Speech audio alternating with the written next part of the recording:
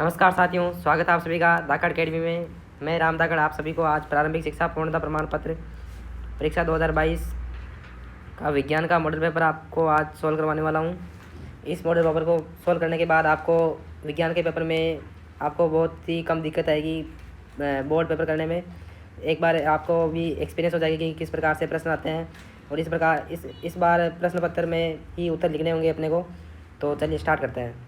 प्रश्न क्रमांक पहला है, खरीफ की फसल है तो खरीफ की फसल क्या हो जाएगी, जो कि अपने जून जुलाई में बोई जाती है। तो जून जुलाई में मक्का बोया जाता है, तो इसका उत्तर हो जाएगा स। मलेरिया रोग का वाहक है, मलेरिया रोग किससे फैलता है, तो मादा एनाफिलिस मच्छर से फैलता है, तो इसका उत्तर हो जाएगा ए। और कोई स्टूडेंट इंग्लिश मीडियम स्टूडेंट है तो वो साथ साथ अपने आंसर मिला सकता है। प्रश्न क्रमांक तीसरा है, संश्लेषित रेशा है। संश्लेषित रेशे वो होते हैं जो मानव द्वारा बनाए जाते हैं, तो मानव द्वारा नाइलोन बनाया जाता है, इसका उत्तर हो जाएगा ब। चौथा प्रश्न है, निम्नलिखित में से किसको पीट कर चादरों में परिवर्तित किया जाता है। चादरों में पीट कर परिवर्तित करने धातुओं का गुण होता है, तो धातु कौन सी इनमें से, चांदी है, तो इसका उत्तर हो जाएगा ए, क्योंकि सल्फर, नाइट्रोजन, फास्फोरस ये सभी ए धातु हैं। प्रश्न क्रमांक पाँचवा है, समाप्त होने वाले प्राकृतिक संसाधन है, जो कि अपने प्रकृति से प्राप्त होता है डायरेक्ट। वो समाप्त होने वाले कौन कौन से हैं, सूर्य का प्रकाश अनलिमिटेड है, ये बहुत ही ज़्यादा है अपने पास, वायु भी बहुत ज़्यादा है, जल भी बहुत ज़्यादा है। क्या प्राकृतिक संसाधन है जो समाप्त होने वाला, वो पेट्रोलियम है, तो इसका उत्तर हो जाएगा द। इसी प्रकार से प्रश्न क्रमांक छठे की तरफ चलते हैं। वनोन्मूलन का कारण है, वनों को नष्ट होने का क्या कारण है, तो वनों के नष्ट होने का कारण इसमें अपने पास उत्तर हो जाएगा कृषि के लिए वनों को काटना, ईंधन के रूप में लकड़ी जलाना, दावा नल व भीषण सूखा, तो ये तीनों कारण सही है, तो अपने पास उत्तर हो जाएगा द, यानी कि उपरोक्त सभी। प्रश्न क्रमांक सातवां है, आंतरिक निषेचन होता है मादा के शरीर में, मादा के शरीर के बाहर, नर के शरीर में, नर के शरीर के बाहर, तो यहाँ पर मादा के शरीर में होगा आंतरिक निषेचन, इसका उत्तर हो जाएगा ए। प्रश्न क्रमांक आठवां है, निम्नलिखित में से संकटापन्न वन्य जंतु है, जो कि नष्ट मतलब उनकी प्रजाति खत्म होने वाली है, वो कौन कौन से जंतु है। यहाँ पर बाघ, बारहसिंगा, काले हिरण, जंगली भैंसा। यहाँ पे संकटापन्न वन्य जीव नहीं है, यहाँ पर प्रश्न ऐसा होना चाहिए क्योंकि यहाँ पर काले हिरण है जो संकटापन्न नहीं है, वरना बाघ भी संकटापन्न वन्य जंतु है, बारहसिंगा भी है, जंगली भैंसा भी है, तो इसका उत्तर हो जाएगा स। प्रश्न क्रमांक नवा है, मशीनों में बॉल बेयरिंग का उपयोग किया जाता है, क्यों किया जाता है दोस्तों, घर्षण बल को कम करने में, ताकि मशीनें अच्छे तरीके से चल सके, यहाँ पर उसका उत्तर हो जाएगा ए। प्रश्न क्रमांक 10वां है, निम्न में से किस वाक् ध्वनि की आवृत्ति न्यूनतम होने की संभावना है, तो यहाँ पे छोटे लड़के की, पुरुष की, महिला की, यहाँ पे वाक् ध्वनि न्यूनतम आवृत्ति इसकी किसकी न्यूनतम होगी दोस्तों, यहाँ पे छोटी लड़की की हो जाएगी, तो इसका ए उत्तर हो जाएगा।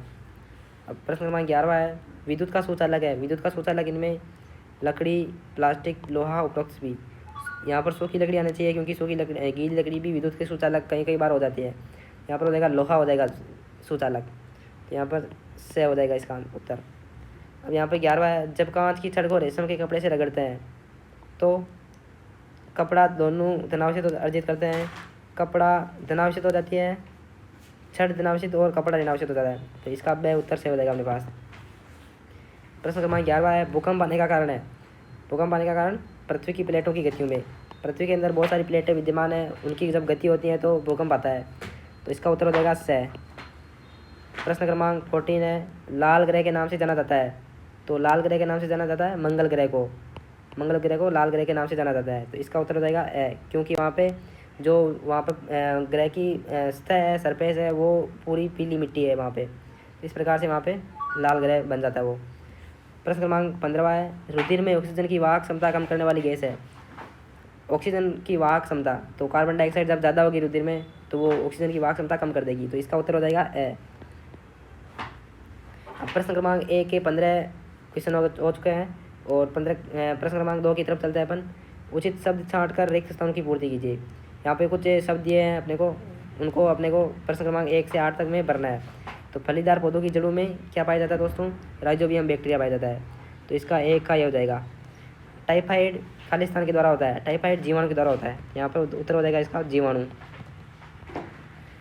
तीसरा है, थर्मोसेटिंग प्लास्टिक का उदाहरण है, थर्मोसेटिंग प्लास्टिक का उदाहरण एक बेकेलाइट है, यहाँ पर हो जाएगा बेकेलाइट। चौथा है धातु ऑक्सीजन से क्रिया कर क्या बनाती है दोस्तों, धात्विक ऑक्साइड बनाती है। यहाँ पे धात्विक ऑक्साइड। खालिस्तान जीवाश्म ईंधन है, पेट्रोलियम जीवाश्म ईंधन है। क्या जाएगा दोस्तों, पेट्रोलियम।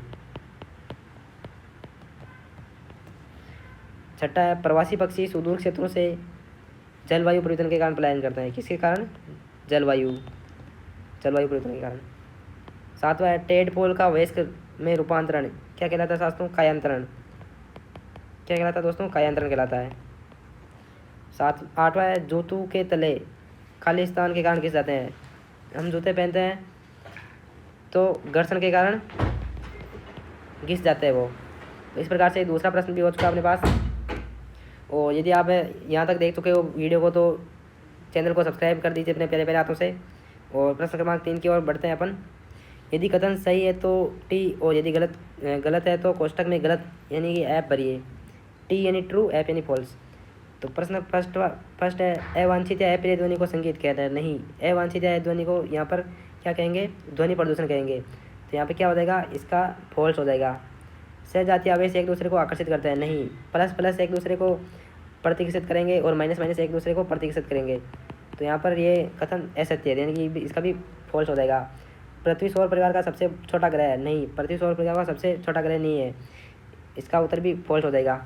आसू जल में विद्युत धारा का चालन होता है, ये ट्रू हो जाएगा, होता है। क्लोरोफ्लोरो कार्बन एक प्रदूषक गैस है, ये भी ट्रू हो जाएगा।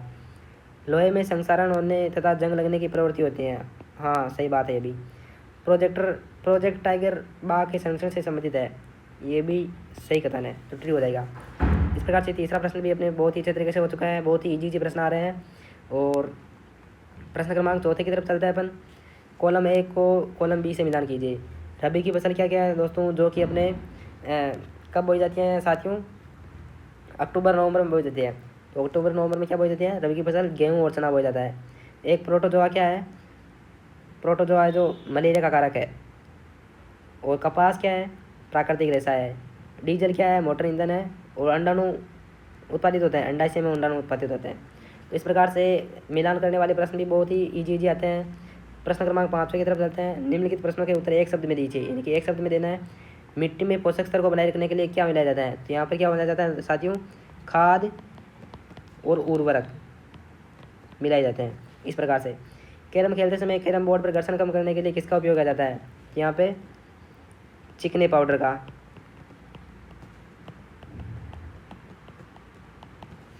प्रश्न क्रमांक 7 है। किसी एक ध्वनि प्रदूषक का नाम लिखिए जो ध्वनि में अवांछित यानी कि अपने को कानों को अच्छा नहीं लगता है। क्या नहीं लगता है, मोटर वाहनों के हॉर्न, मोटर वाहनों के हॉर्न। प्रश्न क्रमांक 8 है। विद्युत के कुचालक पदार्थ का नाम लिखिए जो कि विद्युत का चालन नहीं करता है, कुचालक।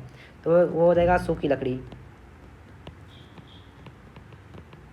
या फिर प्लास्टिक भी लिख सकते हैं अपन।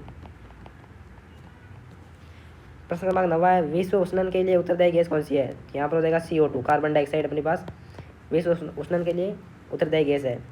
प्रश्न क्रमांक 10 की तरफ चलता है अपन। पार्ट बी में प्रश्न, आप गर्मियों के लिए सूती या संश्लेषित रेशे में से किस रेशे से बने कपड़े खरीदेंगे, कारण सहित लिखिए। तो गर्मियों में हमें सूती कपड़े पहनने चाहिए क्योंकि यह पसीने का अच्छा अवशोषक होता है। सूती कपड़े में पसीना अवशोषण होकर वायुमंडल में आसानी से वाष्पीकृत हो जाता है।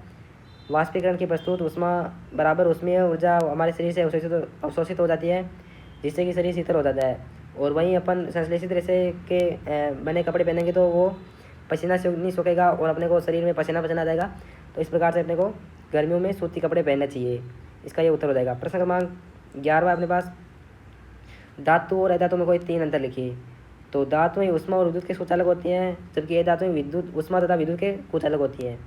धातुएं भंगुर नहीं होती हैं और अधातुएं भंगुर होती है यहाँ पे। और धातुएं आघातवर्धनीय और तन्यता का गुण पाया जाता है, और अधातुओं में आघातवर्धनीय और तन्यता का गुण नहीं पाया जाता। इस प्रकार से अपने को 3 इनके अंतर लिखने हैं। प्रश्न क्रमांक 12 की तरफ चलते हैं अपन। संगमरमर के फर्श पर साबुन के पानी से भरी बाल्टी उलट जाए तो इस फर्श पर आपके लिए चलना आसान होगा या कठिन, अपने उत्तर का कारण दीजिए। इस फर्श पर चलना अपने को कठिन हो जाएगा क्योंकि वहाँ पर घर्षण बल का मान कम हो जाएगा और फिसलने की संभावना ज़्यादा हो जाएगी। इस प्रकार से अपने को फर्श पर जब साबुन का पानी गिर जाता है तो अपने को ऊपर चलना नहीं चाहिए, क्योंकि फिसल जाएंगी तो अपनी हड्डी पसली टूट जाएगी। तो इस प्रकार से अपने को 13वां प्रश्न है, आग बुझाने के लिए पानी के इस्तेमाल से पूर्व विद्युत आपूर्ति बंद क्यों कर दी जाती है? तो यहाँ पे क्यों की जाती है दोस्तों? क्योंकि पानी विद्युत का सुचालक होता है, अतः गीले पाइपलाइन में विद्युत संचार से विद्युत धारा प्रवाहित नहीं होती है, विद्युत धारा प्रवाहित हो सकती है, जिससे फायरमैन को झटका लग सकता है। इस प्रकार से अपने को आग बुझाने के लिए पानी के इस्तेमाल से पूर्व विद्युत आपूर्ति। क्रमांक 14 है, भूकंप से बचने के लिए आप क्या क्या सावधानियां बरतेंगे? तो भूकंप के वक्त अगर आप घर से बाहर हो तो ऊंची इमारतों और बिजली के खंभों से दूर रहे। अगर आप गाड़ी चला रहे हो तो उसे रोक ले और गाड़ी से बाहर ना निकले। भूकंप के समय आप घर में हो तो बाहर ना निकले। अगर भूकंप के वक्त मलबे में दबे हो तो माचिस बिल्कुल ना जलाए। तो इस प्रकार से अपने को 3-4 सावधानियां बरतनी पड़ेगी भूकंप आने पर। प्रश्न क्रमांक 15 है, सौर परिवार का नामांकित चित्र बनाइए। तो सौर परिवार को अपन हिंदी मीडियम वाले स्टूडेंट कैसे बनाएंगे? सबसे पहले सूर्य बनाएंगे, उसके बाद में बुध ग्रह, उसके बाद में शुक्र, उसके बाद में पृथ्वी, उसके बाद में मंगल, उसके बाद में बृहस्पति, उसके बाद में शनि और उसके बाद में यूरेनस। इसको इंग्लिश में मर्क्यूरी, वेनस, अर्थ, मार्स, जुपिटर, स्ट्रेटम, वर्निस और नेपचर और प्लूटो। इस प्रकार से अपने को ये सौर परिवार का नामांकित चित्र बना देना है। प्रश्न क्रमांक 16 है, सीएनजी और एलपीजी का ईंधन के रूप में उपयोग करने से क्या लाभ है? सीएनजी और एलपीजी का उपयोग परिवहन वाहनों में ईंधन के रूप में किया जाता है, क्योंकि ये ईंधन कम प्रदूषक होते हैं। इन ईंधनों का रख रखाव आसान है, स्वच्छ ईंधन होने के कारण साथ साथ ये सस्ते ईंधन भी है। इस प्रकार से सीएनजी व एलपीजी अपने पास लाभदायक होते हैं स्वास्थ्य के लिए भी। प्रश्न क्रमांक 17 है, नर जनन तंत्र का नामांकित चित्र बनाइए। यहाँ पे इस प्रकार से बना देना है, पहले मूत्राशय बनाना है, उसके बाद में शुक्रवाहिका, प्रोटेस्ट ग्रंथि, मूत्रमार्ग, अधिवर्षण, शिश्न, वर्षण, अंडकोश थैली, स्तंभन, उत्तक, वीर्य पुटिका, मूत्रवाहिनी। इस प्रकार से अपने को ये 5-6 अपने को नामांकन कर देना है और इस प्रकार से नर जनन तंत्र का नामांकित चित्र बना देना है। प्रश्न क्रमांक 18 है, खरपतवार किसे कहते हैं? खरपतवार नियंत्रण कैसे किया जाता है? तो यहाँ पे अपने पास इसका उत्तर हो जाएगा, खेत में फसल के साथ साथ कई अवांछित पौधे उग जाते हैं, इन पौधों को खरपतवार कहते हैं। इनको हटाना आवश्यक होता है, अन्यथा ये फसल की वृद्धि पर प्रभाव डालते हैं और मनुष्य एवं पशुओं के लिए विषैले हो सकते हैं। खरपतवार को हटाने के लिए इनको निराई कहते हैं। इनको नियंत्रण करने के लिए कई तरीके हैं। इनके 3 तरीके हैं अपने पास। फसल उगाने से पहले खेत जोतकर इससे खरपतवार पौधों को सूख कर मर जाते हैं, और पुष्पन एवं बीज बनने से पहले हाथ से या खुरपी से या फरों की सहायता से पौधों को उखाड़ कर खरपतवार नाशी रसायनों का उपयोग करके इससे खरपतवार पौधे मर जाते हैं। तो इस प्रकार से अपने पास कुछ तरीके हैं जिससे अपन खरपतवार को नियंत्रण कर सकते हैं। प्रश्न क्रमांक 19वें की तरफ बढ़ने से पहले मैं आपसे हाथ जोड़कर रिक्वेस्ट करना चाहता हूं कि आप अपने प्यारे प्यारे हाथों से चैनल को सब्सक्राइब जरूर कर दीजिए। प्रश्न क्रमांक 19वां है, वनमोदन का अर्थ बताइए और इसके कारण का उल्लेख दीजिए। वनमोदन का अर्थ है वनों को समाप्त करने पर प्राप्त भूमि या अन्य कार्यों के लिए उपयोग करना, अर्थात वनों को समाप्त किया जाना वनमोदन कहलाता है। वनमोदन के 2 प्राकृतिक कारण होते हैं, आग और भीषण सूखा। ये तो प्राकृतिक कारण हो गए। अब कुछ मानवों द्वारा भी होते हैं जो मानव करते हैं अपने वनमोदन। तो यहाँ पर हो गया स्थानांतरण या झूम कृषि, वनों का चारागाह में परिवर्तन और जलवायु लकड़ी की मांग। तो झूम कृषि क्या होती है? जैसे झूम कृषि दक्षिणी एवं दक्षिणी पूर्वी एशिया के पहाड़ी क्षेत्रों में वनों के क्षय एवं विनाश का एक मुख्य कारण है। कृषि की इस प्रथा में पहाड़ी डालों पर वनों को जलाकर उस भूमि पर खेती किया जाती है। जब उस भूमि की उत्पादकता घट जाती है तो अन्यत्र नए भागों के वनों को साफ किया जाता है। आज भी भारत में असम, मणिपुर, मेघालय, मिजोरम, ओडिशा, नागालैंड आदि राज्यों में स्थानांतरित कृषि की विधि प्रयोग की जाती है।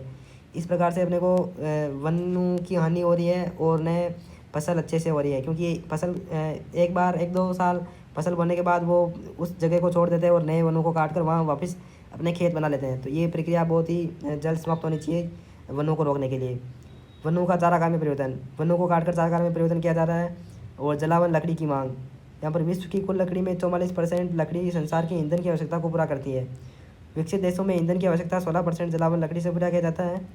वहीं भारत में हजारों हेक्टेयर वनावरण को काटना पड़ता है, तब के गरीबों की ईंधन की आवश्यकता पूरी होती है।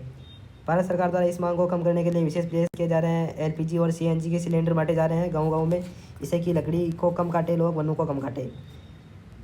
प्रश्न क्रमांक 20वां है। 20वें का अपन दूसरा वाला करेंगे क्योंकि ये ईजी है। इसको अपन 4 वर्ड में अपन इसका उत्तर दे सकते हैं। निम्नलिखित वाद्य यंत्रों के किस भाग से ध्वनि उत्पन्न होती है और उस भाग का नाम लिखिए। तो यहाँ पर ढोलक में कंपित झिल्ली होती है, उससे ध्वनि उत्पन्न होती है। सितार में कंपित तार से होती है और बांसुरी में कंपित वायु से, और मंजीरा में कंपित प्लेटें होती है। इस प्रकार से मंजीरा होते हैं, ताले बोलते हैं उनको। तो यहाँ पे दोनों प्लेटों के टकराने से उनके में ध्वनि उत्पन्न होती है। तो इस प्रकार से अपने को 21वें प्रश्न की ओर चलते हैं अपन। जल प्रदूषण को नियंत्रण करने के उपचार। यहाँ पे जल प्रदूषण को रोकने के 4 उपचार मैं बता देता हूँ आपको। प्रत्येक घर में सेप्टिक टैंक होना चाहिए, जिससे कि अपने को डायरेक्ट पानी नालियों में या नेचुरल स्रोत में नहीं जाए। शोधन के पूर्व औद्योगिक अपशिष्टों को जल में नहीं छोड़ना चाहिए। जल स्रोतों में पशुओं को नहीं धोना चाहिए। कीटनाशियों, कवकनाशियों इत्यादि के रूप में निम्नीकरण योग्य पदार्थों का उपयोग करना चाहिए। यानी कि कीटनाशियों को डायरेक्ट अपने जो भी नदी तालाब में नहीं छोड़ना चाहिए। खतरनाक कीटनाशकों के उपयोग में प्रतिबंध लगाना चाहिए। पेस्टिसाइड छिड़कते हैं अपन फसलों में, उस पर भी बैन लगना चाहिए। और जल स्रोतों के जल शोधन पर विशेष ध्यान देना चाहिए। यानी कि नदी की सफाई करवाना, नदी पे कूड़ा कचरा नहीं फेंकना, इससे कि अपना जल प्रदूषण नहीं होगा। इस प्रकार से अपने इसका उत्तर लिख सकते हैं बहुत ही अच्छी तरीके से। और ये 21 प्रश्न मैंने बता दिया आपको उत्तर सहित। और यदि आपको वीडियो पसंद आया हो तो लाइक ज़रूर करें, और चैनल पर नए हो तो चैनल को सब्सक्राइब जरूर कर दें। मैं